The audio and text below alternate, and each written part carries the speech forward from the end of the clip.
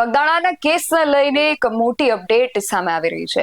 જે એસઆઈટીની ટીમ હાલ આ કેસની તપાસ કરી રહી છે, એમણે આ કેસની અગાઉ તપાસ કરી રહેલા 2 પીઆઈને 17 તારીખે આ કેસનો રિપોર્ટ રજૂ કરવા માટે સમન્સ પાઠવ્યું છે. ત્યારે એની પહેલા કોળી સમાજના 16 જેટલા આગેવાનો છે, એમણે 15 તારીખ સુધીમાં જો આ કેસની અંદર જે મુખ્ય આરોપી છે એના નામજોગ ફરિયાદ દાખલ કરવામાં ન આવે અને કાર્યવાહી કરવામાં ન આવે તો આત્મવિલોપન કરવાની ચીમકી આપી છે. શું છે સમગ્ર વિગત જાણીએ આ અહેવાલમાં.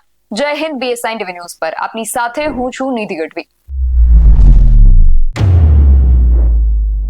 બગદાણાનો જે કેસ છે એને લઈને એક મોટી અપડેટ સામે આવી રહી છે. ગઈકાલે જે 8 આરોપીઓ હતા એમના 3 દિવસના રિમાન્ડ પૂર્ણ થયા છે. એસઆઈટીની જે ટીમ છે આ કેસને લઈને સતત તપાસ કરી રહી છે. એસઆઈટીની ટીમે આજે આરોપીઓ છે એમની પાસેથી લગભગ 4 જેટલા મોબાઈલ રિકવર કર્યા છે. એટલે હવે આ મોબાઈલ દ્વારા પણ ખુલાસો થાય તેવી શક્યતાઓ વર્તાઈ રહી છે. અને એ સિવાય એસઆઈટીની ટીમ દ્વારા આ જે કેસ છે એની અગાઉ જે 2 પીઆઈ તપાસ કરી રહ્યા હતા. શરૂઆતમાં આ કેસ ડીવી ડાંગર પાસે, પીઆઈ ડીવી ડાંગર જે છે એમની પાસે આવ્યો હતો. ત્યારબાદ એમને ત્યાંથી ફરજ મોકૂફ કરવામાં આવ્યા, એમને લીવ રિઝર્વમાં એમની બદલી કરી દેવામાં આવી. અને એ બાદ કેસ પટેલે આ કેસ સંભાળ્યો.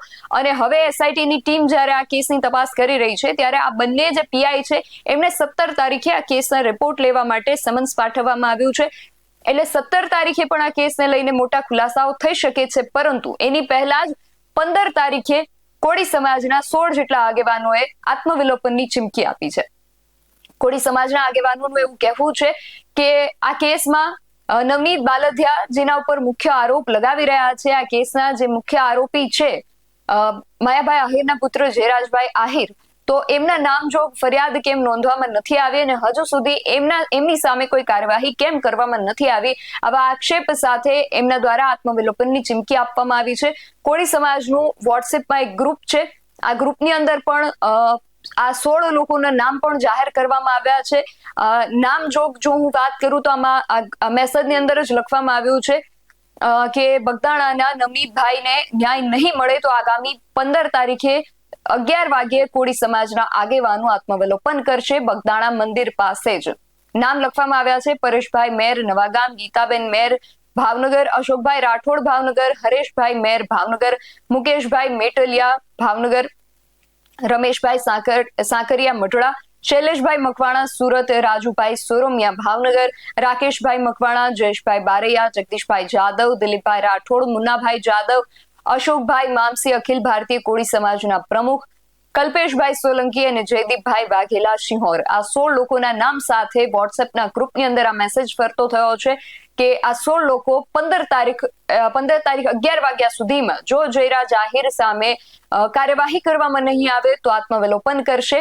અને આ જે 16 નામો છે એની અંદર એક નામ એવું છે જે એક મહિલા આગેવાનનું છે. આ મહિલા આગેવાન છે ગીતાબેન મેર, જે ભાવનગરથી આવે છે. એમણે પણ આ ચીમકી ઉચ્ચારી છે. સાથે ગીતાબેનની પ્રતિક્રિયા પણ સામે આવી છે. સૌથી પહેલા તેમને સાંભળીએ કે તેઓ શું કહી રહ્યા છે. હું ગીતાબેન નાનુભાઈ મેર કોળી સમાજમાંથી આવું છું.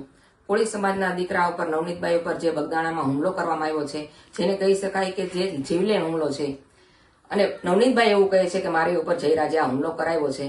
એનો વાંક પણ કઈ નહોતો, છતાં હુમલો કરાવ્યો છે. છતાં પોલીસ આજ સુધી એફઆઈઆરમાં નામ લખી રહી નથી.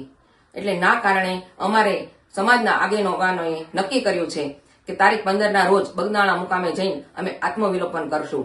જો અમને યોગ્ય ન્યાય નહીં મળે તો અમે આત્મવિલોપન ચોક્કસ કરશું. બીજા કેસોમાં ભાઈ કેમ પોલીસ તરત જ નામ નાખી દે છે કોઈ પણ તપાસ કર્યા વગર? તો આમાં તો પુરાવા પણ મળી ગયા છે, તો શું કામ એફઆઈઆરમાં નામ નથી નાખવામાં આવતું? અમે ચોક્કસ આત્મવિલોપન કરશું. આ કોઈ ધમકી નથી. જય કોળી સમાજ. આ આગેવાનોનું એવું કહેવું છે કે જો 15 તારીખ સુધીમાં જયરાજ આહિર સામે કોઈ કાર્યવાહી કરવામાં નહીં આવે તો 15 તારીખે 11 વાગ્યે જે બગદાણાનું મંદિર છે એ મંદિર પાસે જ આ 16 લોકો આત્મવિલોપન કરશે. અને આ જે કોળી આગેવાનો છે એમાંથી એક આગેવાનનું એવું પણ કહેવું છે કે એસઆઈટીની જે ટીમ તપાસ કરી રહી છે એમના ઉપર પણ અમને ભરોસો નથી, પણ 14 તારીખ સુધીમાં જો કોઈ સમાચાર સામે નહીં આવે તો અમે 15 તારીખે 11 વાગ્યે આત્મવિલોપન કરીશું. અને તેમાં ભાવનગર જિલ્લાના અને બહારના પણ જે આગેવાનો છે એમના પણ નામો સામેલ છે.